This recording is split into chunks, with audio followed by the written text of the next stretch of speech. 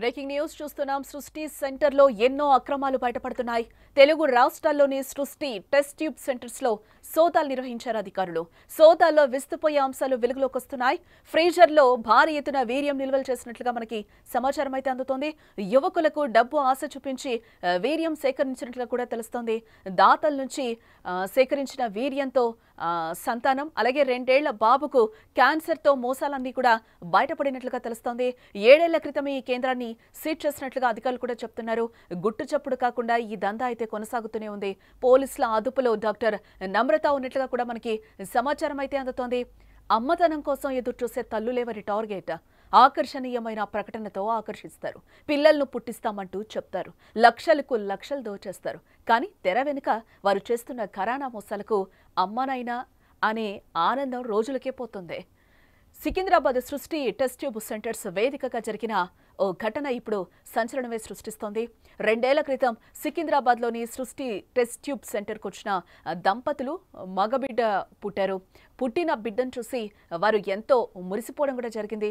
సృష్టి test tube సెంటర్కు వారి కోరిక తీర్చిన దేవాలయంలో వైద్యులు దేవుళ్ళ కనిపించారు. కానీ ఆ ఆనందం ఎక్కువ రోజులైతే నిలవలేదని చెప్పుకోవాలి. ఇక్కడ కొన్ని నెలల నుంచి బిడ్డకు అనారోగ్య సమస్యలు కూడా వెంటాడుతూ ఉన్నాయి. దీంతో ఆ దంపతులు పరీక్షలు చేయించగా గుండె పగిలే నిజం బయటపడిందని చెప్తున్నారు.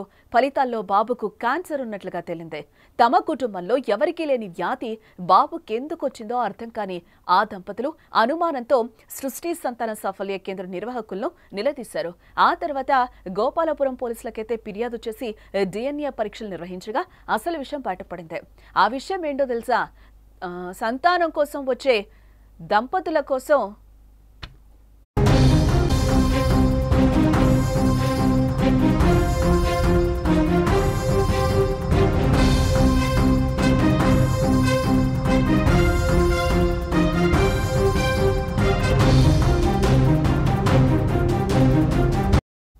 సంతానం కోసం వచ్చే దంపతుల వీర్యం అండాల నుంచి కాకుండా వేరే వీర్యం నుంచి ఆ బిడ్డ జన్మించింది. అందుకే ఆ బిడ్డ క్యాన్సర్కు గురైనట్లుగా కూడా వాళ్ళు చెప్తున్నారు. అలాగే ఈ విషయం తెలుగు రాష్ట్రాల్లో ఇప్పుడు చర్చనీయాంశంగా మారిందని చెప్పుకోవాలి. ఎందుకంటే వందలాది మంది దంపతులు ఫెర్టిలిటీ సెంటర్స్ను ఆశ్రయిస్తూ ఉంటారు. ఇలాంటి మోసాలు జరుగుతున్నాయని తెలిసి వారి గుండెల్లో గుబులు రేగుతోంది.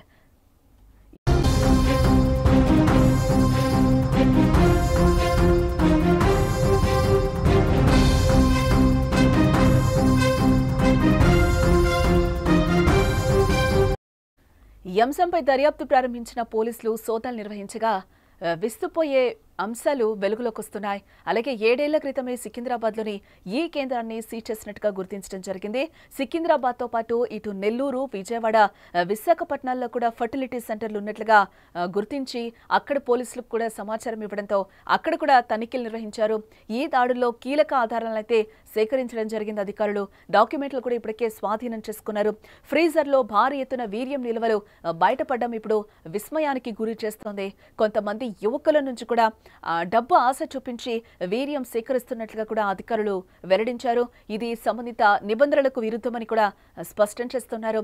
ప్రస్తుతం ఫర్టిలిటీ సెంటర్ డాక్టర్ నమ్రత తమ కేంద్రంపై కేసు నమోదు చేసి అదుపులోకి తీసుకున్నామని కూడా చెప్తున్నారు.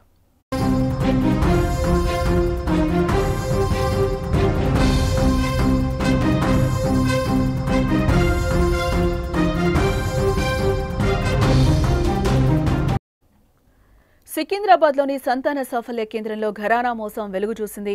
సంతానం కోసం వచ్చే దంపతుల వీర్యం అండాలను కాకుండా దాతల నుంచి సేకరించిన వీర్యంతో సంతానం కలిగిస్తున్నట్లుగా నిర్ధారణ అయింది. దీంతో బాధిత దంపతులు పోలీసులకైతే ఫిర్యాదు చేశారు. ఆ వెంటనే పోలీసులు, రెవెన్యూ అధికారులు, వైద్య అధికారులు ఆ కేంద్రంలో తనిఖీలు నిర్వహించారు. సంతానం లేని ఓ జంట 2 ఏళ్ల క్రితం సికింద్రాబాద్లోని సృష్టి టెస్ట్ ట్యూబ్ సెంటర్ను ఆశ్రయించడం జరిగింది. వారిని పరీక్షించిన వైద్యులు భర్త వీర్యకణాలతో IVF విధానం ద్వారా మహిళ గర్భం దాల్చేలా చేశారు. ఆ తర్వాత మహిళ మగబిడ్డకు జన్మనిచ్చింది. శిశువు తరచూ అనారోగ్యానికి గురవుతూ ఉండడంతో ఆ దంపతులు పరీక్షలు చేయించారు. ఫలితాల్లో బాబుకు క్యాన్సర్ ఉన్నట్లుగా తేలింది. తమ కుటుంబంలో ఎవరికీ లేని వ్యాధి బాబు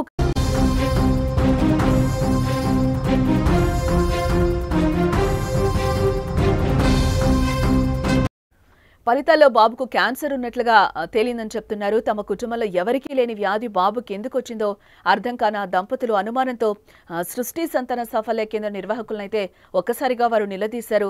వారు పొందలేని సమాధానాలు ఇవ్వడంతో బాధిత దంపతులు గోపాలపురం పోలీసులకు ఫిర్యాదు చేశారు. ఆ బాబుకు DNA పరీక్షలు నిర్వహించగా వీర్య దాత ద్వారా ఆ బిడ్డ జన్మించినట్లుగా తేలింది. దాంతో పోలీసులు సదరు ఫర్టిలిటీ కేంద్రంపై కేసు నమోదు చేసి దర్యాప్తు అయితే ప్రారంభించామని చెప్తున్నారు. డీసీపీ రష్మి పెరుమాల్ నేతృత్వంలోని గోపాలపురం పోలీసుల బృందం అలాగే వైద్య అధికారులు సికింద్రాబాద్ RDO అలాగే మారేడుపల్లి తహసీల్దార్ శనివారం మధ్యాహ్నం 12 గంటల నుంచి రాత్రి వరకు కూడా సృష్టి టెస్ట్ ట్యూబ్ సెంటర్లో తనిఖీలు నిర్వహించారు. ఈ క్రమంలో 7 ఏళ్ల క్రితం ఈ కేంద్రాన్ని సీజ్ చేసిన విషయం ఇప్పుడు వెలుగులోకి వచ్చింది. అయితే నిర్వాహకులు గుట్టుచప్పుడు కాకుండా రహస్యంగా దందా నిర్వహిస్తున్నట్లుగా పోలీసులు నిగ్గు తేల్చారు. ఫర్టిలిటీ సెంటర్ డాక్టర్ నమ్రత తమ కేంద్రంపై కేసు నమోదవ్వగానే విజయవాడలోని తల్లిదండ్రుల వద్దకు వెళ్లిపోయినట్లుగా కూడా తెలుస్తోంది. దీంతో టాస్క్ ఫోర్స్ పోలీసులు విజయవాడలోని గురునానక్ కాలనీకి చేరుకుని పడమట పోలీసుల సహకారంతో నమ్రతను ఇప్పటికే అదుపులోకి తీసుకున్నామని కూడా చెప్తున్నారు. ఆ తర్వాత ఆమెను హైదరాబాద్ కు తీసుకొచ్చారు. ఆమెకు నెల్లూరు, విజయవాడ, విశాఖపట్నంలో కూడా ఫర్టిలిటీ సెంటర్లు ఉన్నట్లుగా గుర్తించి అక్కడి పోలీసులకైతే సమాచారం ఇవ్వడం జరిగింది. అక్కడ తనిఖీలు నిర్వహించారు. విశాఖలోని జిల్లా పరిషత్ జంక్షన్ లో ఉన్న సృష్టి టెస్ట్ ట్యూబ్ సెంటర్ పైన హైదరాబాద్ టాస్క్ ఫోర్స్ పోలీసులు దాడులు జరిపారు. ఈ దాడుల్లో కీలక ఆధారాలను సేకరించినట్లుగా కూడా తెలుస్తోంది. సెంటర్ ఇన్ఛార్జ్ CH కళ్యాణితో పాటు అలాగే మరికొందరిని అదుపులోకి తీసుకున్నట్లుగా కూడా మనకి సమాచారం అందుతోంది. ఇక్కడ ఈ సెంటర్ను 2018లో ఏర్పాటు చేయగా 2023 నుంచి రెన్యువల్ చేసుకోలేదని కూడా విశాఖ వైద్య అధికారులు వెల్లడించారు. సికింద్రాబాద్లోని సృష్టి టెస్ట్ ట్యూబ్ సెంటర్లో ఖరీదైన వైద్య పరికరాలు ఉన్నట్లుగా కూడా వైద్య అధికారులు గుర్తించారు. 3 అంతస్తుల భవనంలో ఒక అంతస్తులో డాక్టర్ నమ్రత ఇల్లు, మరో అంతస్తులో ఆమె కుమారుడికి సంబంధించిన కార్యాలయం, ఇంకో అంతస్తులో ఫర్టిలిటీ సెంటర్ కొనసాగుతున్నట్లుగా కూడా పోలీసు విచారణలో తేలింది. అలాగే హైదరాబాద్తో పాటు పలు రాష్ట్రాల దంపతులకి ఇక్కడ వైద్యం చేస్తున్నట్లుగా కూడా పోలీసులు గుర్తించడం జరిగింది.